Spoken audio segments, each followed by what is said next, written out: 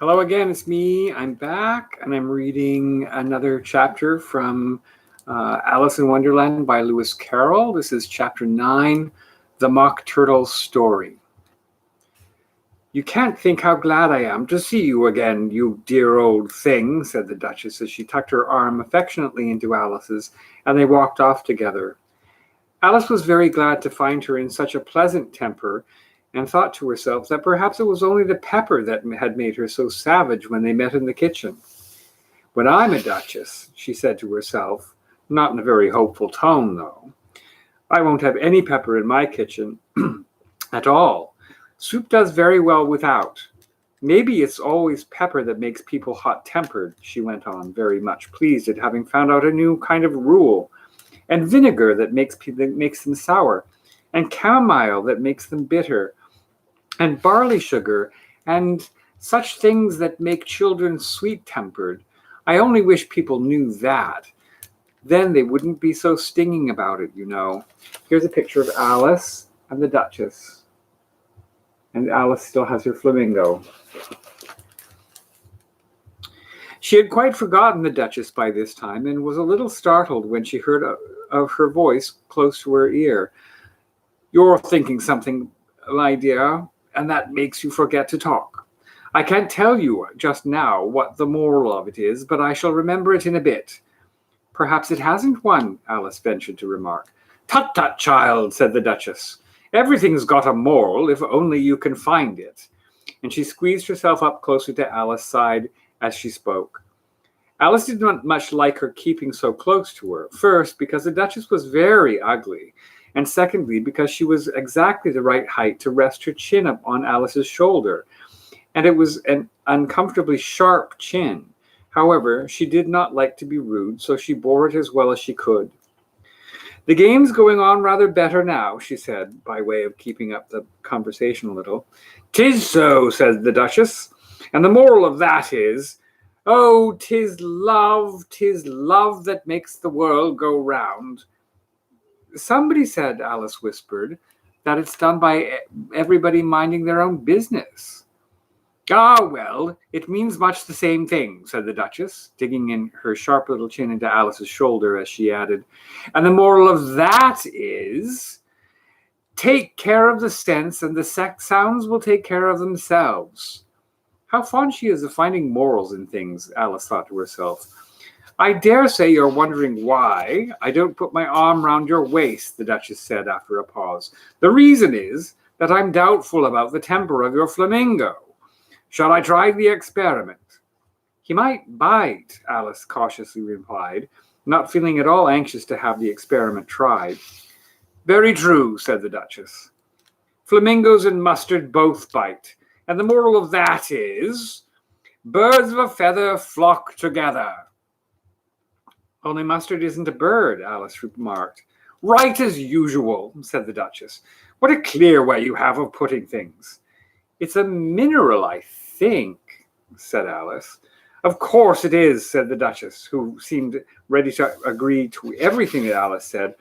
"There's a large mustard mine near here, and the moral of that is, the more there is of mine, the less there is of yours." "Oh, I know," exclaimed Alice, who had not attended to the last remark. "It's a vegetable. It doesn't look like one, but it is." "I quite agree with you," said the Duchess. "And the moral of that is, be what you would seem to be. Or, if you'd put it more simply, never imagine yourself to be otherwise than what it might appear to others that what you were or might have been was not otherwise than what you had been, would you have appeared to them to be otherwise." "I think I should understand that better," Alice said very politely, "if I had written it down, but I can't quite follow it as you say it." "That's nothing to do with what I could say if I chose," said the Duchess replied, in a pleased tone. "Pray don't trouble yourself to say it any longer than that," said Alice. "Oh, don't talk about trouble," said the Duchess. "I'll make you a present of everything I've said as yet." A cheap sort of present, thought Alice. I'm glad people don't give birthday presents like that. But she did not venture to say it out loud. "Thinking again," the Duchess asked, with another dig of her sharp little chin. I've a right to think, said Alice sharply, for she was beginning to feel a little worried. Just about as much right, said the Duchess, as pigs have to fly. And here, to Alice's great surprise, the Duchess's voice died away, even in the middle of her favorite word, moral, and the arm that was linked into hers began to tremble. Alice looked up, and there stood the Queen in front of them, with her arms folded, frowning like a thunderstorm. A fine day, Your Majesty, the Duchess began in a low, weak voice. Now I give you fair warning, shouted the Queen, stamping on the ground as she spoke. Either you or your head must be off, and that in about half no time. Take your choice. The Duchess took her choice and was gone in a moment. Let's go on with the game, the Queen said to Alice, and Alice was too much frightened to say a word, but slowly followed her back to the croquet ground. The other guests had taken advantage of the Queen's absence and were resting in the shade. However, the moment they saw her, they hurried back to the game, the Queen merely remarking that a moment's delay would cost them their lives. All the time they were playing, the Queen never left off quarreling with the other players and shouting, "Off with his head," or "Off with her head."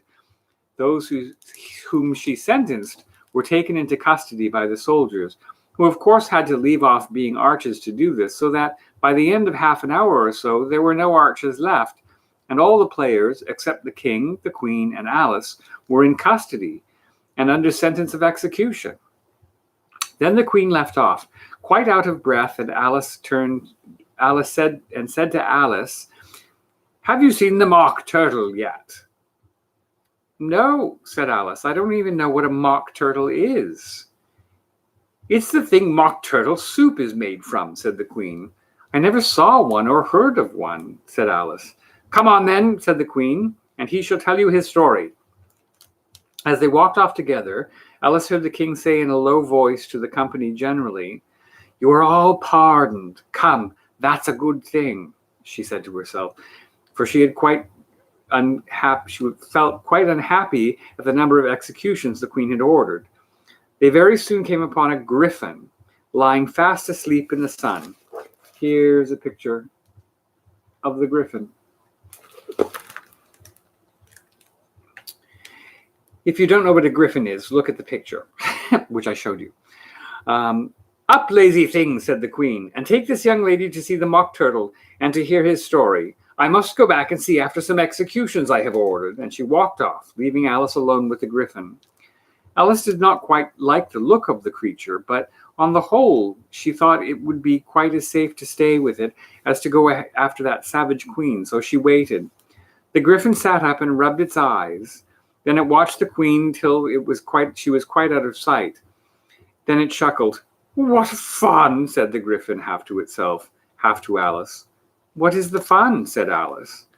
"Why, she," said the griffin. "It's all about her fancy, that. They never executes nobody, you know. Come on." Everybody says "come on" here, thought Alice, and she went slowly after it. I never was so ordered about before in all my life, never. They had not gone far before they saw the mock turtle in the distance, sitting sad and lonely on the little ledge of rock, and as they came nearer, Alice could hear him sighing as if his heart would break. She pitied him deeply. "What is his sorrow?" she asked the griffin, and the griffin answered very nearly in the same words as before. "It's all his fancy, that. He hasn't got no sorrow, you know. Come on." There's a picture of the mock turtle. So they went up to the mock turtle, who looked at them with large eyes full of tears, but said nothing. "This here young lady," said the griffin, "she wants for to know your history, she do." "Oh, tell it to her," said the mock turtle in a deep, hollow tone. "Sit down, both of you, and don't speak a word till I've finished." So they sat down, and nobody spoke for some minutes. Alice thought to herself, "I don't see how he can ever finish if he doesn't begin," but she waited patiently. "Once," said the mock turtle at last, with a deep sigh, "I was a real turtle." These words were followed by a very long silence, broken only by an occasional exclamation of from the Griffin, and the constant heavy sobbing of the Mock Turtle. Alice was very nearly getting up and saying, "Thank you, sir, for your interesting story," but she could not help thinking there must be more to come, so she sat still and said nothing. "When we were little," the Mock Turtle went on at last, more calmly, though still sobbing a little now and then, "we went to school in the sea. The master was an old turtle. We used to call him Tortoise." "Why did you call him Tortoise if he wasn't one?" Alice asked. "We called him Tortoise because he taught us," said the Mock Turtle angrily. "Really, you are very dull." "You ought to be ashamed of yourself for asking such a simple question," added the Griffin. And then they both sat silent and looked at poor Alice, who felt ready to sink into the earth. At last the Griffin said to the Mock Turtle, "Drive on, old fellow, don't be all day about it." And he went on in these words, "Yes, we went to school in the sea, though you mayn't believe it." "I never said I didn't," interrupted Alice. "You did," said the Mock Turtle. "Hold your tongue," added the Griffin, before Alice could speak again. The Mock Turtle went on. "We had the best of educations. In fact, we went to school every day." "I've been to school a day school too," said Alice. "You needn't be so proud as all that." "With extras?" asked the Mock Turtle a little anxiously. "Yes," said Alice, "we learned French and music." "And washing?" said the Mock Turtle. "Certainly not," said Alice indignantly. "Ah, then yours wasn't a really good school," said the Mock Turtle in a tone of great relief. "Now at ours they had, at the end of the bill, French, music, and washing extra." "You shouldn't have wanted it much," said Alice, "living at the bottom of the sea."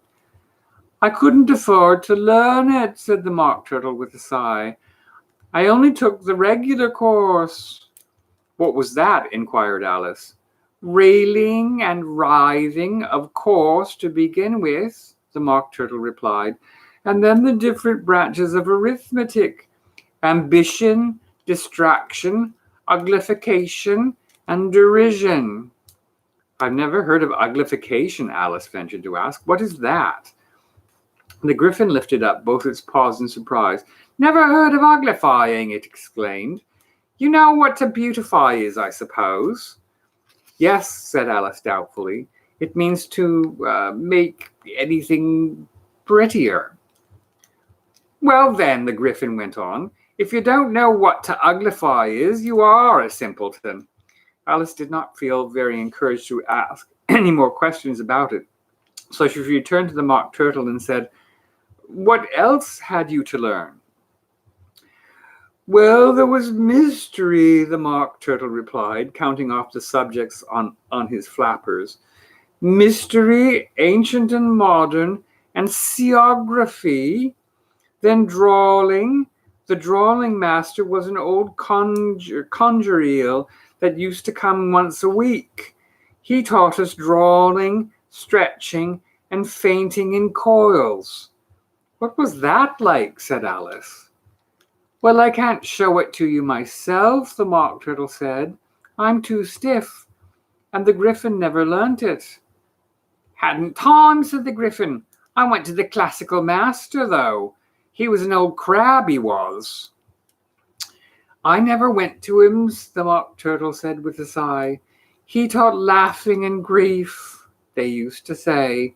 So he did," said the Griffin, sighing on his own turn, and both creatures hid their faces in their paws. "And how many hours a day did you do lessons?" said Alice in a hurry to change the subject.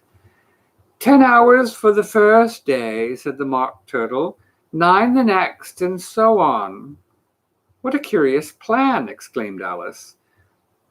"That's the reason they're called lessons," the Griffin remarked, "because they lessen from day to day." This was quite a new idea to Alice, and she thought it over a little before she made her next remark. "Then the 11th day must have been a holiday." Of course it was, said the Mock Turtle. And how did you manage on the 12th? Alice went on eagerly. That's enough about lessons, the Gryphon interrupted in a very decided tone. Tell us something about the games now. And that's the end of chapter 9. Next time is going to be the Lobster Quadrille, and we'll hear more from the Mock Turtle.